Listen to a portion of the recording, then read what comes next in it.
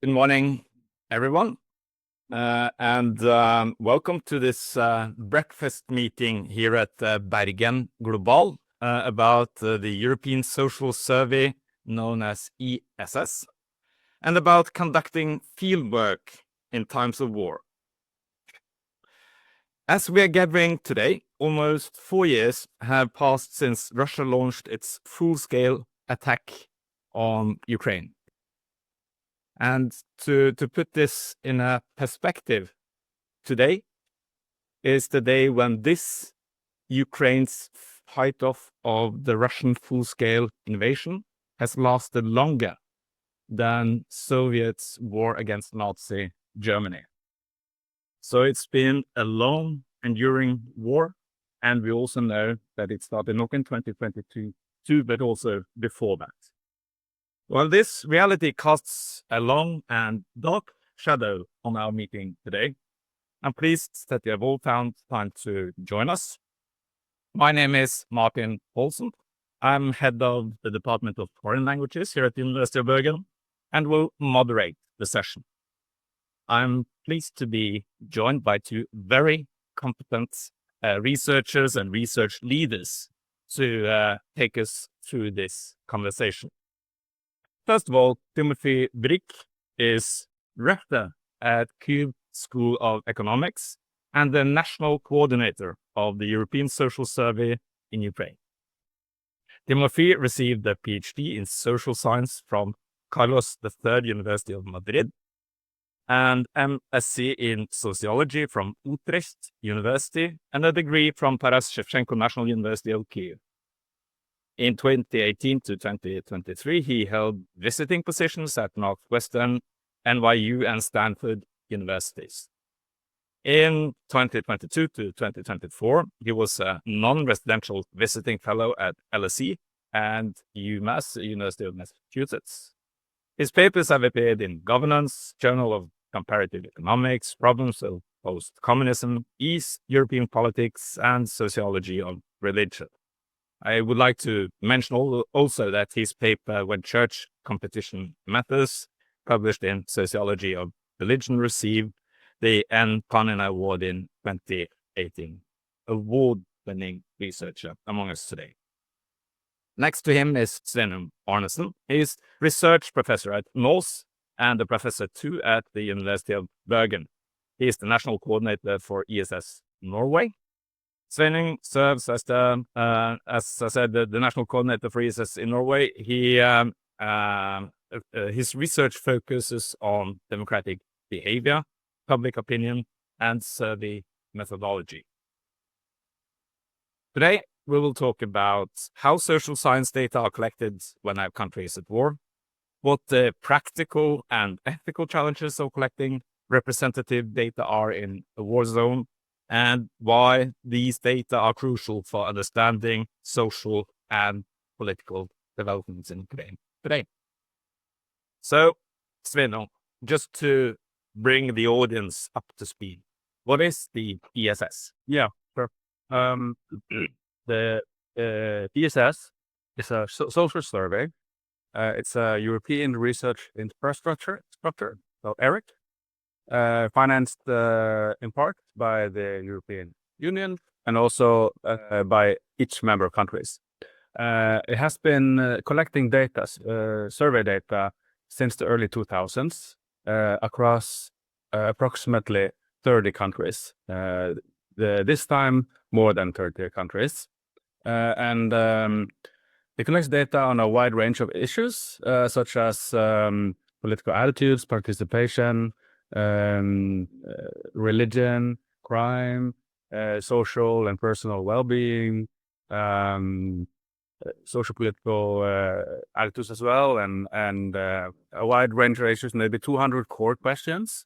And there's also 2 rotating modules that alternate for every round, where researchers can propose modules of topic they are interested in.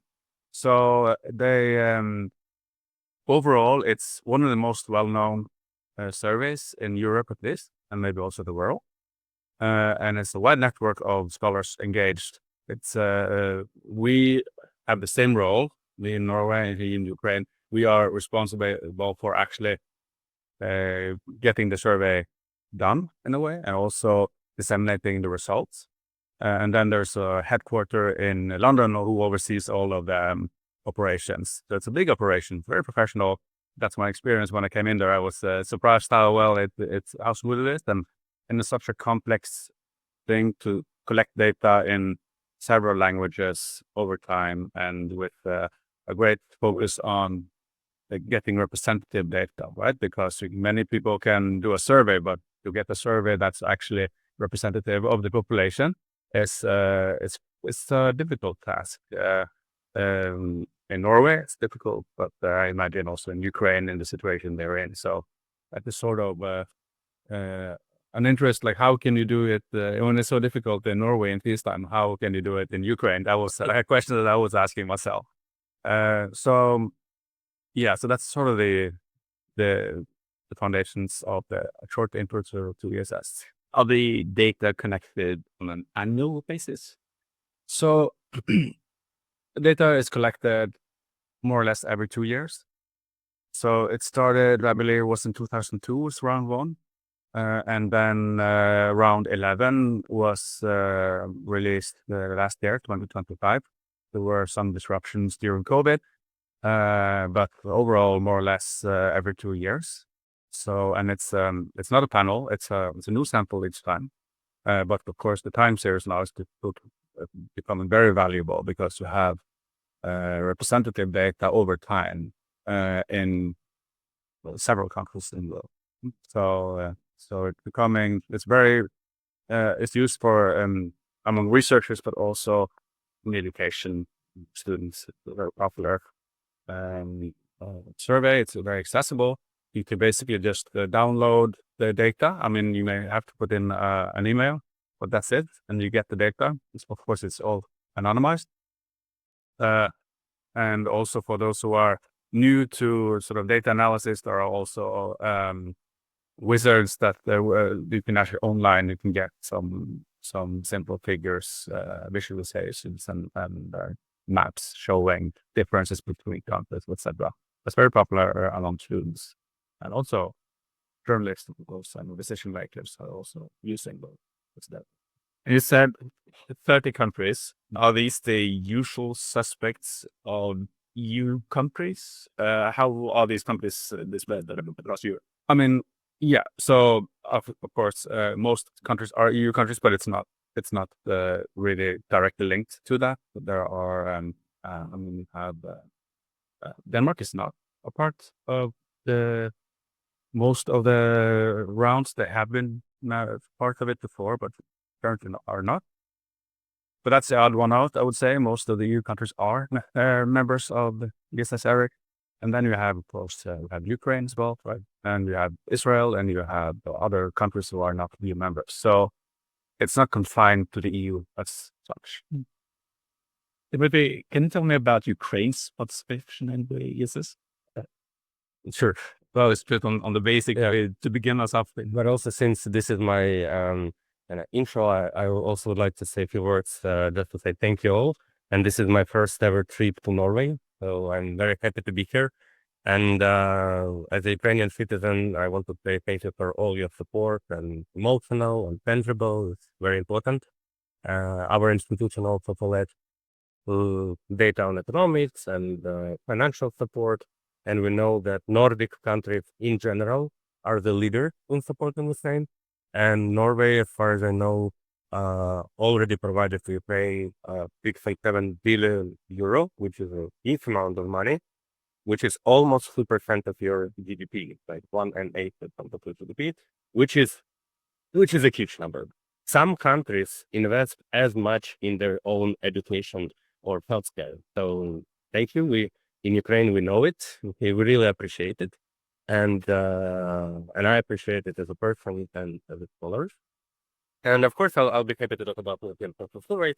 So, and I want to stress that surveys and social research matters a lot. And we learned this hard way. And I'll give you maybe a bit dramatic example, but I'm convinced from everything I know, that Russia quite miscalculated Ukraine because they did not conduct proper surveys. So there are a lot of misconceptions about your neighbors. And basically, a lot of Russian officials and intellectuals and military officers, they believe their own propaganda, and they believe that Ukraine will, that Ukrainians have Russian identity. And they were wrong, and they ended up in a huge resistance. Yes? And such things as identity can be measured. You can measure values, you can measure identity, you can measure attitudes, pro-European or pro-Russian. And, you can do a lot of homework with it written. And another reason why ESS is very important, because it also measures quote unquote European values and attitudes. So you can actually measure over time whether Ukraine has become more European or not, according to different metrics, support of democracy, human rights, participation in elections. There are many, many metrics you can use to understand society. So Ukraine is proud to be one of the first countries to participate in ESS. ESS started like 20 years ago, more than 20 years ago, and we participated in 5 rounds in 2004, 6, 8, 10, 12. So we were regular, as I said, usual platform. Also, Russia participated in ESS as well. So you can download this data and just trace historically to what extent these societies went to different directions. And unfortunately, for various reasons, Ukraine dropped from ESS for 10 years. So the last round was just before Euromaidan revolution. So you know the state of society just before Euromaidan revolution. Then there was a 10-year gap. And then with the support of Norway and with the support of UK, we kind of returned ESS to Ukraine. And we had one wave in 2022, just before the invasion.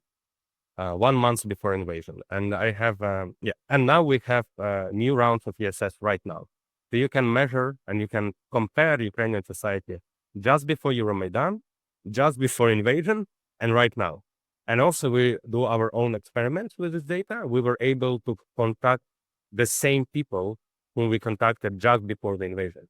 So we know how their life changed before the invasion and after invasion. And you can do a lot of comparative statistical analysis with it. And yeah, people value this survey a lot. I can tell you kind of my anecdotal experience.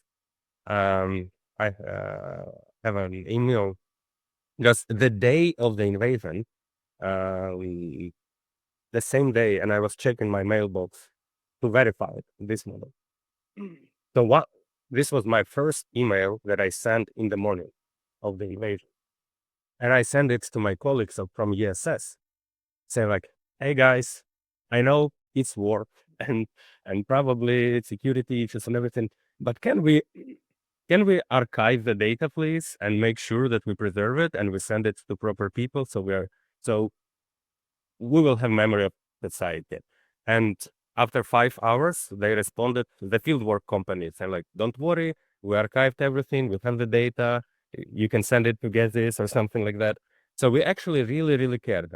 As researchers, it was our first instinct, family, nation, and ESS. So that top 3 priorities. So it's a really big deal for us. And I'm talking a lot now. If you want, you can interrupt me or ask questions. I can talk everything about methodology and challenges and everything. So I'm at the So my first takeaway was that if the Russian leaders have taken your polls at School of Economics, they would have understood that the country they attacked was not the country they believed. They would have used soft power instead of military power. Yeah. So you spoke about the fact that Ukraine was a part of the ESS from the very beginning, the history. And there are other social service going on in Ukraine. Could you say a little bit about how the ESS differs from other social service being conducted in Ukraine? Yeah. So I guess my message would be that you would be surprised how versatile and active the industry in Ukraine. So sociology or polling companies, marketing companies, they're really big. Each region has its own local competition. I know from my European colleagues that sometimes in countries like Portugal or some other European countries, you don't have a lot of choice. There is like one big field company and they're a monopoly. And you have no choice but working with it one field company. In Ukraine, there are thousands of, and it reflects kind of development of society because for three reasons. One, it's very politically competitive. Before the invasion, I know right now we don't have elections and there is a big debate about it, but before the invasion, we had at least, presidential election, revolutions, parliamentary election, local elections. And it's very regional, very competitive. Media and activists and political pundits are very active in Ukraine. So you need sociological data for that to say which president, which party is going to win or not. Industry was very, like marketing industry is very big in order to understand, customers and etc.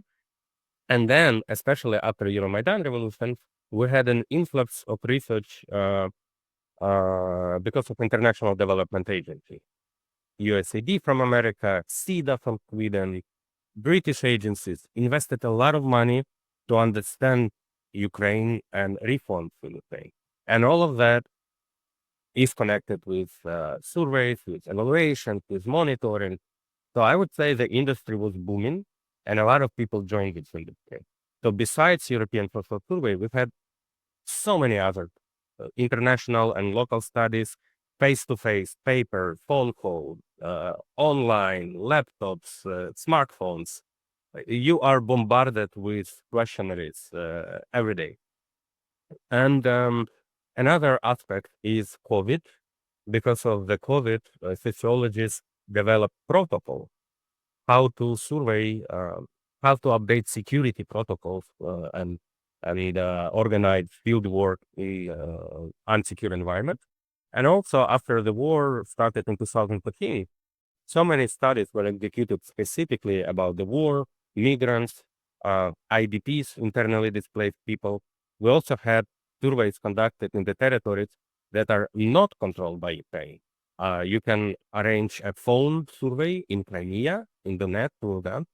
And there were events when actually some sociologists smuggled fieldwork interviewers to Donetsk and Lugansk to conduct sociological survey. And it generated huge debates, methodological and ethical. Can you even do it? Can you put your people in danger?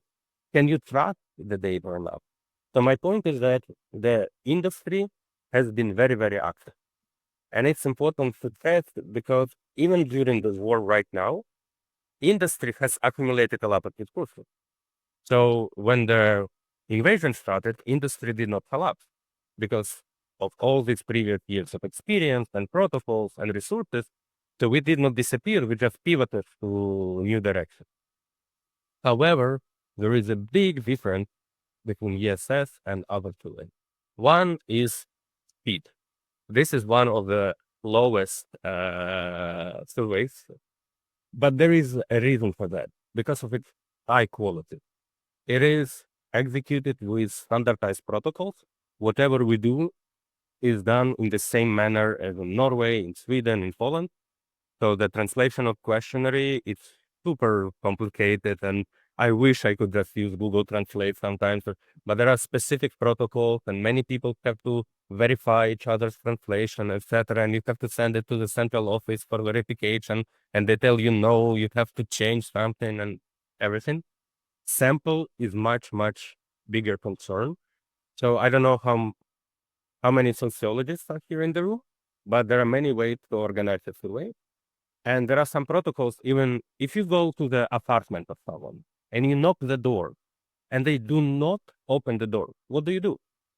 Do you just go to another apartment or should you repeat a trial and come again? So there are these protocols, and they're written in European Social Survey, and the protocols are much, much harsher than Euro. So you have to put more effort in order to collect data and verify data and put it online. And finally, it's comparative. And in sociology today, it is considered gold standard. If you really want to understand society and see how society develops, you need benchmarks. You need to compare. What if I tell you that in Ukraine, let's say on the point of, from 1 to 10, on average, it's 4 that people trust to parliament. What does it tell you without a benchmark? Nothing. You need to compare. Is 4 higher than in Norway or lower than in Norway? Yeah, and you need to know whether this number changes over time. So gold standard is that whatever data you have, you can compare against benchmark. But in order to compare it against benchmark, the benchmark must have high quality. So it's a vicious circle that we're running in. And that's why European Social Survey is considered like the best and the golden standard in Europe and maybe in the world. So, I want to interrupt you also to allow Sven in for a comment or a follow-up. Yeah, I mean, we also have surveys are abound in Norway as well, but they are maybe the people in the audience have the same experience that if you go to the grocery store, you get an email asking how was your experience picking up that package, and if you go to the sauna, how was your experience in the sauna? You know, it's like every time you do anything that's recorded, they will ask you to rate it, and a quick survey here and there, right? So. But most of it is online, and it's sort of it's a sample that is they have you on a list, for example. So it's very easy to make those surveys, but it's maybe not so easy to get anything useful out of it. So you have to do the work upfront. And in Norway, it's one of the countries that it's difficult to do face-to-face surveys. It's a very long country, sparsely populated, very costly. So it's interesting to hear how it is in Ukraine, and that it's such a thriving survey community going actually around. And I think it's also because of the circumstances. We have a population registry where we can actually draw a sample and we can contact them with a letter, and we can also get their phone numbers and call them and try to have an arrangement. And that's very valuable. And the cost saving. So if you have an appointment and you know you actually get an interview, then it's worthwhile. But if you have to sort of take a plane and stay overnight, and then there's nobody there, then it becomes very expensive in Norway, right? So, but it's also something that it's like a vicious circle and a virtuous circle, I would say. So if you have an infrastructure of interviewers going around doing lots of surveys, then it's easy to do another survey, right? So, and we're not there. We're there that it's actually a vicious circle in a way. So we're trying to other strategies to get people to respond, and we have quite effectively done so in this round. So that's very interesting to see that people actually just respond to surveys if they think they are surveys that matter. And also if you compensate them as well. That's also, I think that we need to do. But of course, there are some issues that we don't have in Norway, and it's very interesting to hear about conducting interviews in conflict zones.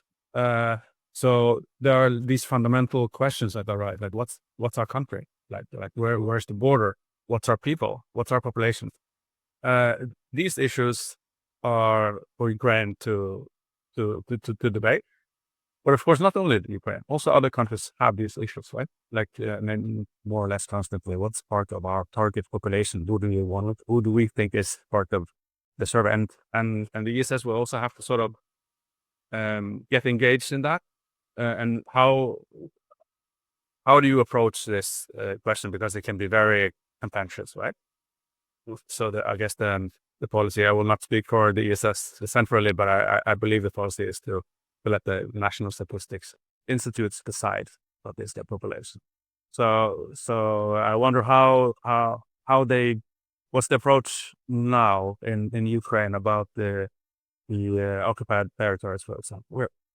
So things have changed. The war of 2014 and 2022 are different because how territory shifted and borders moved back and forth. So first of all, I'll start with, kind of broader picture that what I noticed, it's universal. It's not just about sociology. A lot of international partners, foreigners were surprised that Ukraine functioned. So this is a message I want to convey. Despite the war, things function in Ukraine. Government functions, central bank.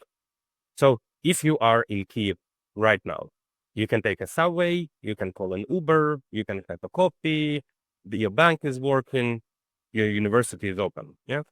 So in these circumstances, running a survey is just like running any other business. You just need logistics. You need generators. If electricity goes off, you need internet to contact people. So it's just like anything else in Ukraine right now. And I know that sometimes, people contact us, they're surprised that we're running surveys, but in the context of Ukraine, it's not surprising at all. It's daily life as regular. In methodological perspective, yes, it's crucial to understand the border, and it's a bit arbitrary basically. So what we do, we take the latest update. So in the day of planning a survey, we just check what is the territory of Ukraine now. That's it.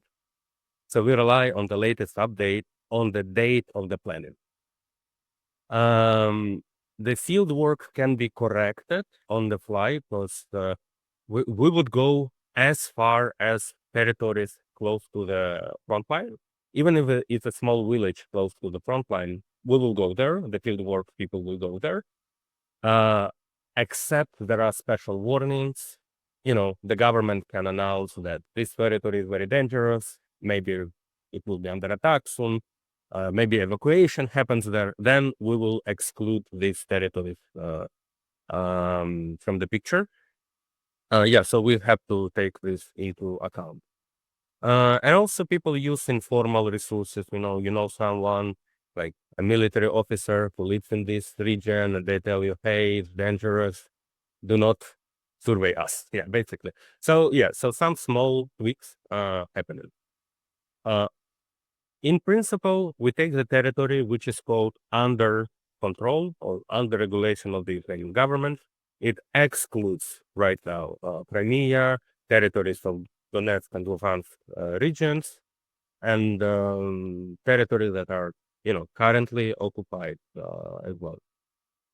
Then another predicament is that, and it's really pain for us, that census in Ukraine happened in 2001, and that's it. So we have not had census for like more than 20 years. So we do not have normal understanding of Ukrainian population.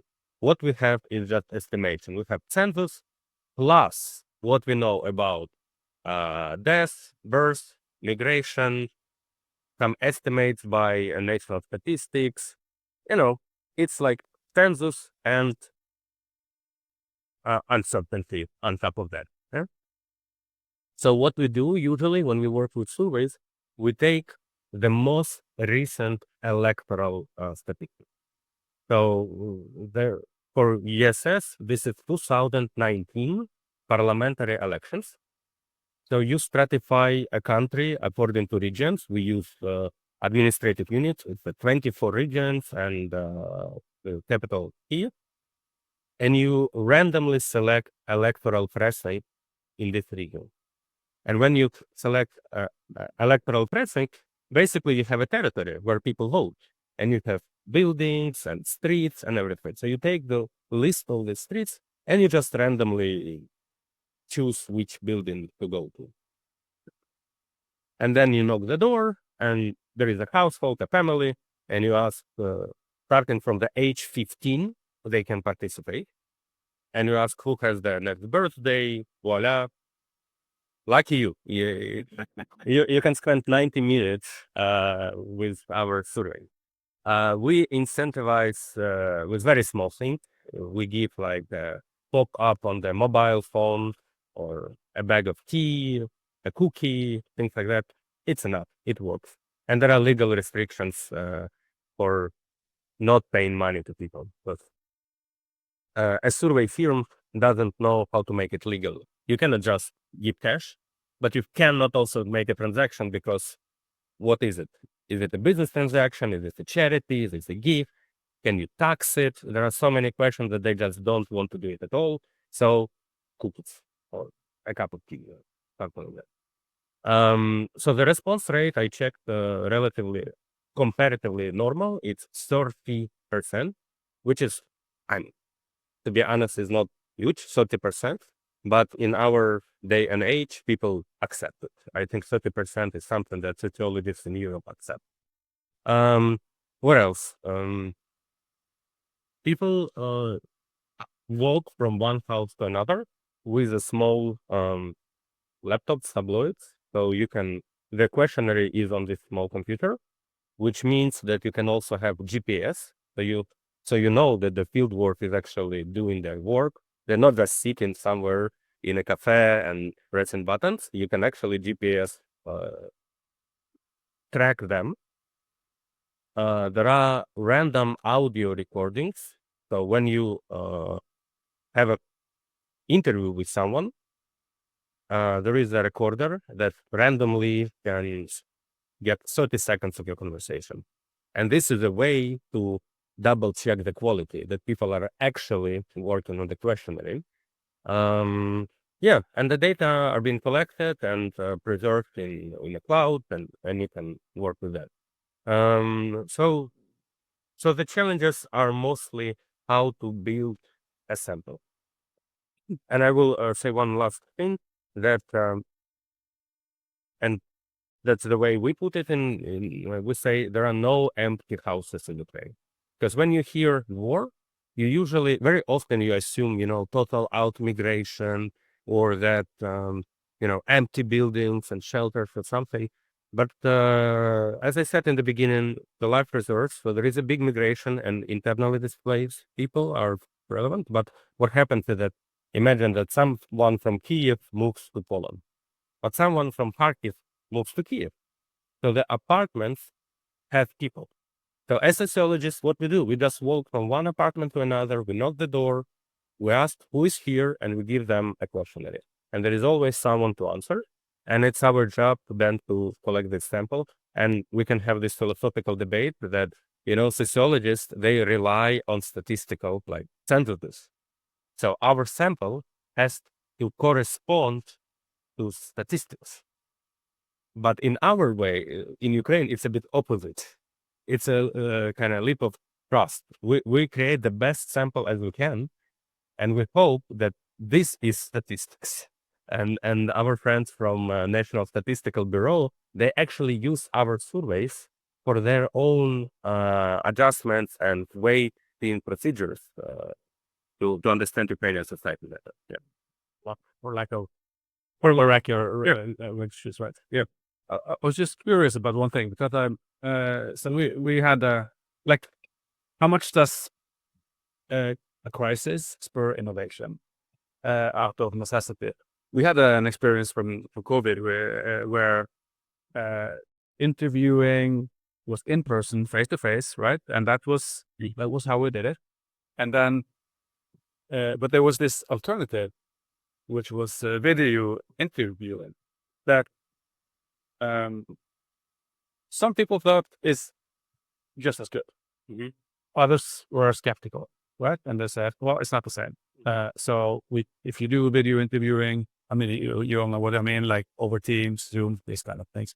You miss something, you miss the personal, but the relationships that sort of occur during such an interview. And then COVID came, and suddenly we were very happy to have the opportunity to do video interviewing because the alternative would be to not do the interview. So, okay, it's on board. And actually in Norway, it was like a third of all the interviews were done over video. And after that, it got, it's now part of regular face-to-face interviewing. So it took this crisis to actually sort of to innovate in a way. And I wonder, can you think of some other kinds of innovation, some kind of out of necessity in the situation you're in that that in a way actually you benefit from? Yeah, so there are a few things that comes to my mind, and they're maybe a bit Ukraine specific. No, I'm not sure that it will be translated to other countries. So one is that unfortunately, for many years, Ukraine didn't have panel data experience, panel data expertise. So panel data or longitudinal data is when you have the same person and you contact this person again and again and again. So you can trace the life of a person. And it's very expensive. And you need to specialize in it. And, you have to write a PhD on sampling for panel data and analyzing missing data in panel data. We don't have people like that in Ukraine. But now, out of necessity, we all work on panel data. Just because panel data right now is the simple, the easiest solution. So we also don't have GDPR in Ukraine, which means that we are allowed to do things that you are not allowed in contacting people, for instance. So what we did, we collected ESS just before the invasion. And then after 2 months, we had contacts of these people. And we contacted them again, asking, hey, how are you? Can you fill our survey again? You won't be able to do that because people did not allow you to do it. Yeah. But we would just call them and ask them. And I think it worked very well. And they were happy to talk, actually. And now we are doing a panel data, even though I'm not an expert on panel data, but this is something that I have. And everyone is doing it now for migration studies. So I have colleagues who work with smartphone surveys. So they had a sample of people with smartphones. And because of the war, some people migrated to Poland. And they took smartphones with them. So guess what? We have a panel. We can ask questions and we can measure how life of people changed after the war. Did they go to Poland? Did they come back? Why did they come back? Because of the children or because of, I don't know, some other issues? Or yeah, so we can actually investigate things. So panel data is something which is now growing in Ukraine. And I think we're doing it out of necessity. Finally, we have panel data. Not expert, but we have a lot of improvisation with panel data, I would say it like that. So this is one.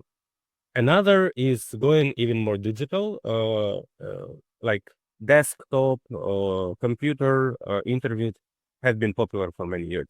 But smartphones is something new. And it changes industry because if you want to run a survey on smartphone, you need a new type of expertise.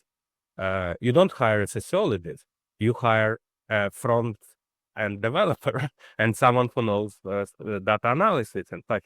So it's more like IT company than a sociological company. And these companies are growing in Ukraine as well. One of the most famous now is called Gradus, and they became like leader of the market and they are award-winning company and stuff. And the third one is connected to government. Out of necessity, government and military, they become more and more digitalized, and they use a lot of data, dashboards to understand people and to either respond to people or change something. We live in a society without elections, but politics exists in the society anyway. So they run a lot of surveys just to understand people, but also to predict how people will respond to their policies. And in military, so I have this experience. I actually teach to some military brigades on their request. They invest a lot in science, education, research, R&D, and I travel sometimes to cities, to Kharkiv, and they gave me access to some of these technologies. They have fantastic dashboard. They collect everything from morale, to drones, to logistics, to information on Russian troops and how they move, and you can trace everything on the map. And I teach what I usually teach to undergraduate students. I teach basic statistics, like how to understand graphs, how to predict something, how to model something, how to compare groups, how to compare performance, how to run a t-test to understand whether your regiment is doing better than another, And they invest in surveys now, and they have specific issue with hierarchy and with the fact that military soldiers, they can be afraid of answering, because what military needs, they need to understand efficiency. And I'll give you an anecdotal experience. You have a lot of drones, and these drones are flying. And sometimes things can be broken, or maybe an enemy can shut down your drone, or maybe a pilot can make a mistake. Yeah. So what they have surveys, and they have to answer why the drone collapsed. How many people would confess that the drone collapsed because of the pilot error? It doesn't. So in practice, it happens, but they do not report it because they're afraid to be punished. You do a list experiment. That's actually that was my just one day before traveling to Norway. I gave a lecture on list experiments to my colleagues in military. So do you want to explain just maybe not everyone knows what it is? So list experiment is a funny and clever trick when you randomly divide your respondents, group of people, and you present them with two different lists of items. And we use it to measure and understand behavioral that people don't like to report on. It can be drugs, alcohol, sexual behavior, health. Like, I don't want to talk about my health. Corruption. Did you give a bribe? Yeah, no one will ever answer to this question. So you give a list and you say, how many activities? Don't tell me the activity. Just tell me how many activities you performed during the last year. I went to a shopping mall. I went to a church. I talked to my father, and you just say one activity. You don't know which, but one activity. And another list has exactly the same items, except I gave a bribe. I talked to my father. I went to church. I gave a bribe. And I just give you a number of how many activities I performed. And then statistically, you can estimate the difference between the two samples. And this is the statistical estimate how many people lied to you or did not tell you this thing because they want to hide. So that's one of the things that they are generally interested in. But they're also interested in many things, in HR, in logistics, and management, in history, in philosophy. So we teach them philosophy now. And I have to say that these are the best students I ever had. So they're super motivated, very focused, and they just want to learn because it really matters for their life. Oh. Timothy, I want to let the audience understand that you'll be able to pose questions in a minute. Before we go to the audience, I just want to clarify one thing, Timothy, because you mentioned this at the beginning. The assistance that Norway and other countries gives to Ukraine in general, but also specifically Norway and the UK to ESS Ukraine. Yes.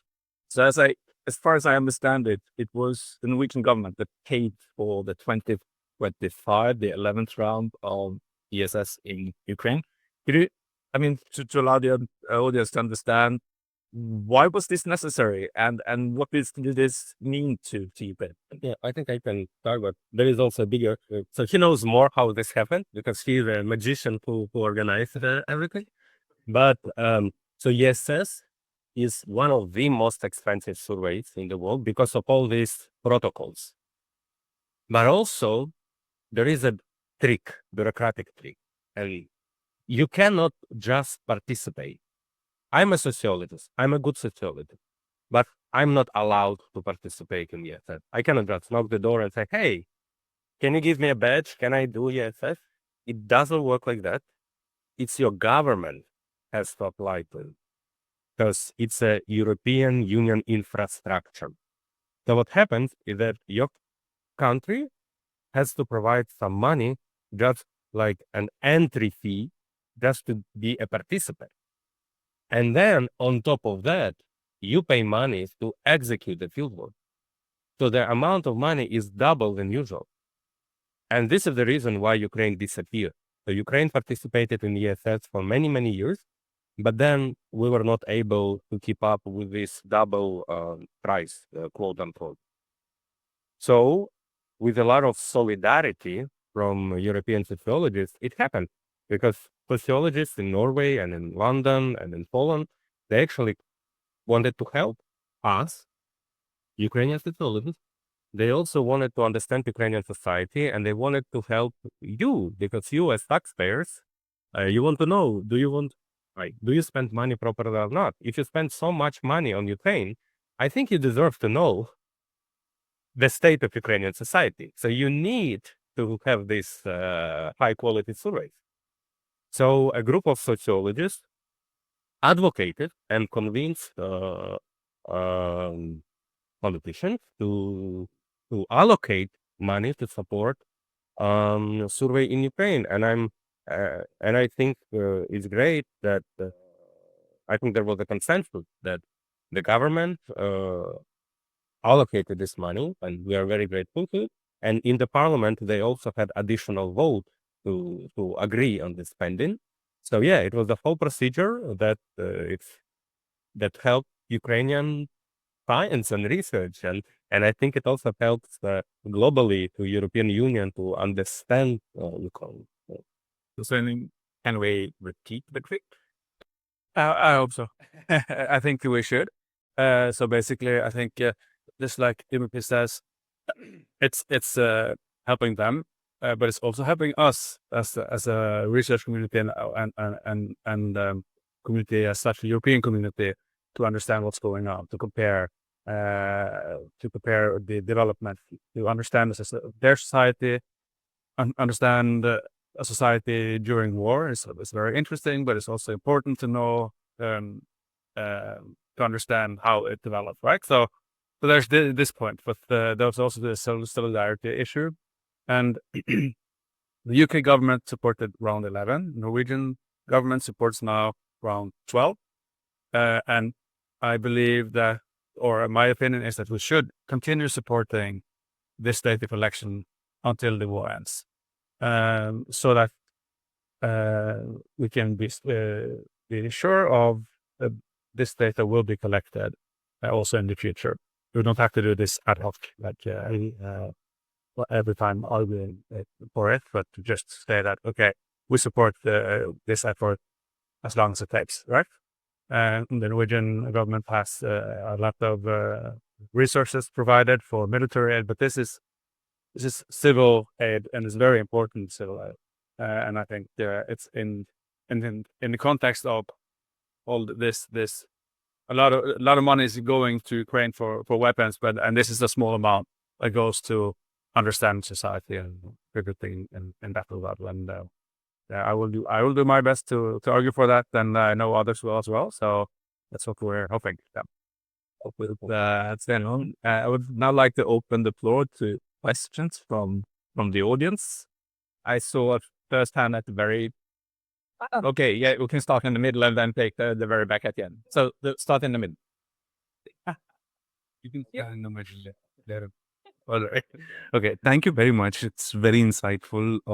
I had two. Can I ask two, or should I ask the more curious one? If brief questions. They're brief. So one thing is, I was curious about when you're sampling respondents. There are many other surveys happening at the same time also. For example, World Value Survey or whatever.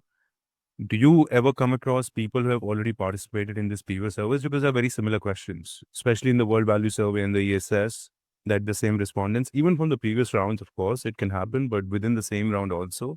One is that how do you figure that out, and is there any strategy to address that? The second quick question is the interpretation of the questions. trust in government or people try to be fair, this interpretation of these questions, first of all, could be culturally very different. And in the context when it's conflicted areas or in the crisis, the interpretation is extremely different. So the cross-country comparison is not so easy because you ask me trust in government, I'm thinking about how to not have other countries invade my country. And in Norway, it could be how to have better childcare policies. It's very different. So how do you address that aspect as well, especially in times of crisis in these questions? Thanks, Mark. Yeah, thanks. The answer to the first question is simple. We don't have strategy for that. It's a blind spot.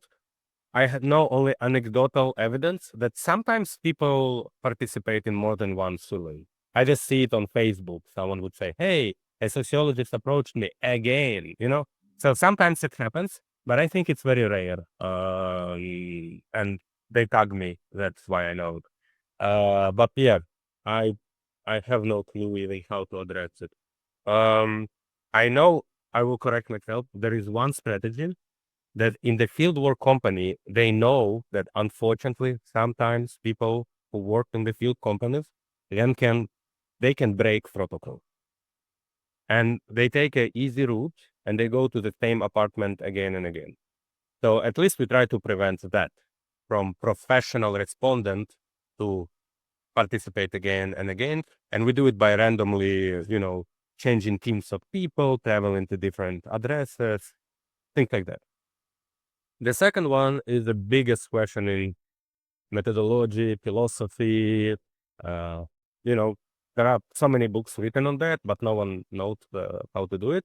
So one thing what we try to do, we always try to be very precise with translation, because even if you say that there are different interpretations, you have to start, the step one is to make sure that at least the terminology is standardized.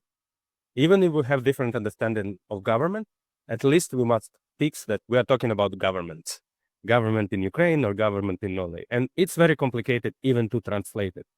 For instance, in English, I can say political power, but in Ukrainian, I would never say power. It's awkward. Yeah. So there are difficult translations issues, and we spend nights and days to translate words. Then you actually test and file things. Before going to the field work, you have small groups of respondents, you have qualitative interviews, you take reaction from them. And then there is also a field of statistical analysis. When you already have data, you try to figure out whether people have similar interpretation of it by doing some, factor analysis or complicated stuff. I forgot the names of these models. But basically, you try to understand whether people have the same meaning attached to these scales. Sorry, my memory escapes me. I don't remember the names of these models. But there are tricky ways to do it. Yeah. No, I mean, it's a perfectly valid question. And I think some evil tongues say that, there's statistics saying that in Denmark, the Danish people are the happiest people in the world, but it's just a matter of understanding that word. And it's so they answer much higher level because the word is leads them to, right? So, but there are some processes in the ESS, and they're also very thorough when it comes to translation. There are 2 professional translators who individually go through the whole questionnaire, and then they come together with us and discuss every question, every word. And then we go up centrally to a sort of there's a work package specifically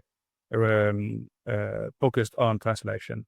So there's a vast knowledge about what kind of issues we can meet, and they will be handled in detail in every language. So although, of course, the question remains because it's not it's a term, it's a word, but it's also a cultural understanding of the word. So it's there, right? But that's how you do cross-country comparison, is to try to be as clear and explicit about the procedures, how you do it, and also about the documentation, how to translate. So that's the only way you can approach it. Yeah, I have 2 questions as well. So super interesting. I also work myself on surveys, but not in conflict-prone areas. So I was very curious to know more about how you do it in Ukraine. So whenever we have surveys that last more than, let's say, 30 minutes, we start to worry about interviewees fatigue, but also interviewers fatigue. And especially when you're in contexts that are like conflict-prone, where you maybe have alerts at night or something, you should worry much more about it. So how do you think this is potentially affecting the data quality that you have in the ESS in Ukraine?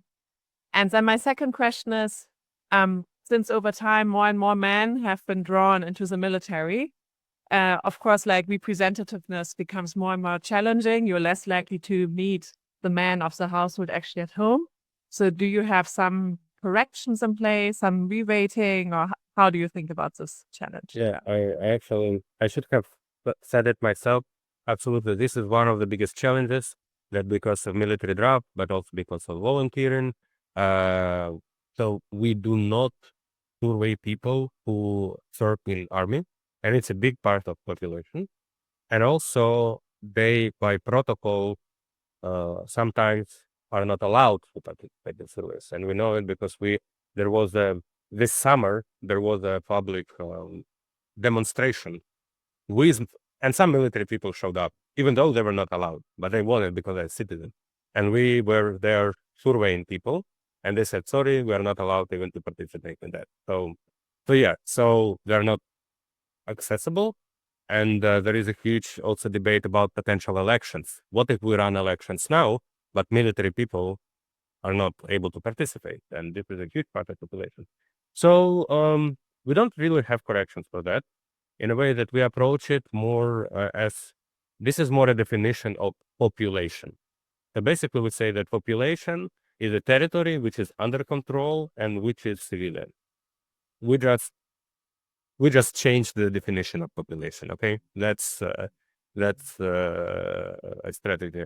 So sometimes there is a small percentage, but we have veterans, so people with experience of serving in military.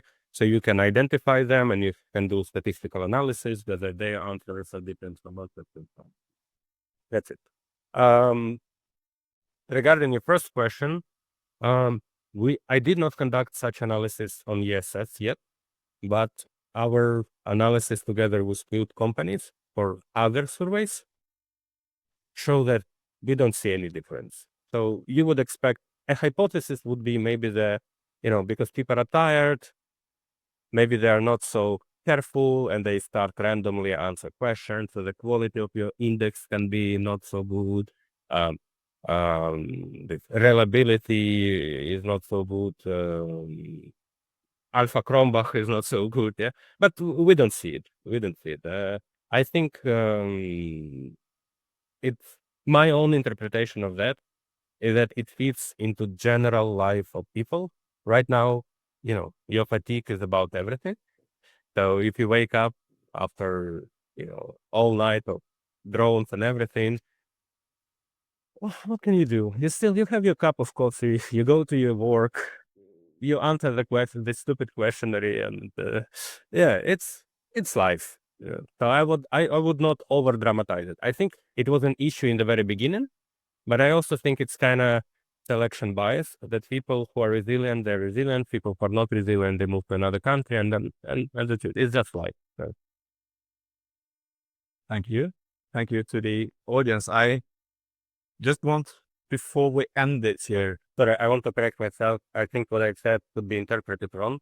I didn't want to say that people who move to other countries are not resilient or bad or something like that. Please don't take it as an insult. I want to correct myself. I was mostly saying that there is definitely some selection bias, but I don't want to go into, bad definitions or morals or whatever. So I apologize for that. thank you. So before we end it here, Timothy and Svennon, we are of course curious about the results. I mean, what does the ESS show for Ukraine for the last rounds? Didn't get much time to talk about this today, but where can people go to find these analyses of the latest results? Yeah, so the data is available for everyone at europeansocialsurvey.org. So there you can go and check for yourself if you're very interested. But there's also our colleague Alexander Paros. He has done. He's written a note that where he compared. He focused on the Ukraine round 11 and 10. So that means right before the full-scale invasion and during the full-scale invasion, and how did they change? And he compared it with neighboring countries and also with Norway. So he could see like if something changed in Ukraine, but not in the neighboring countries, it's probably because of the war, right? Like that was the strategy. So fill me in here, Alex, if I remember incorrectly, but some of the results were, for example, a stronger national sort of sentiment. So the national identity building culturally and otherwise was strong. We talked about that yesterday during dinner as well. There's a new sort of cultural awakening around the national symbols, everything from beetroots to rappers, right? And then there's of course an attachment to the European Union is becoming stronger. Disappointment in the UN, so less support for the United Nations. Some things are also stable, like trust is quite stable. So that's also like it's a non-finding, as we would say, but an interesting non-finding that it actually that remains stable. So it's not there. I think the data shows that life goes on. Like if we're outside the war, we wonder like everything changes. Yes, it does. Everything does change, and some things actually do change. But there's also a normalcy in that, right? And you can see that in the data that you live also like as much as you can in a normal way. So some things are stable indeed. So I think that was some of the gist of the results there, and that's published on the University of Bergen's website. So it's available for download, and there's it's not a big note. It's like a few pages long, where it goes into a different part. To add one thing that this survey also pairs items on values, the fundamental discussion, how to measure values, how to analyze them, and there are some values that are fundamental to people, and they are very stable in Ukraine. In 2002 and 2022, some values are the same, and these are values like security. People value security, especially in the environment when security is deficit. Of course, you value security. Or in Ukraine, top 3 are security, universalism. Universalism, it means like social equality, things like that. Benevolence, meaning that you are good to your family member, community. And these 3 values were the same 20 years ago and today. But there is only one value which changed, which emerged.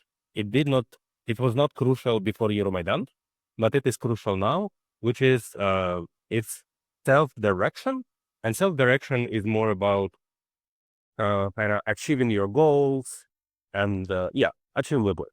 And I think it's quite significant change in Ukrainian society. You see that it transformed from being a bit like conservative in its bubble, when you value security and you value your family member, it was, a bit shielded society. But now this self-direction also emerged, that especially after Euromaidan, because of war and civil activism and political change, now people are more proactive in public sphere, and you see it now during the war because of all the volunteers, for instance.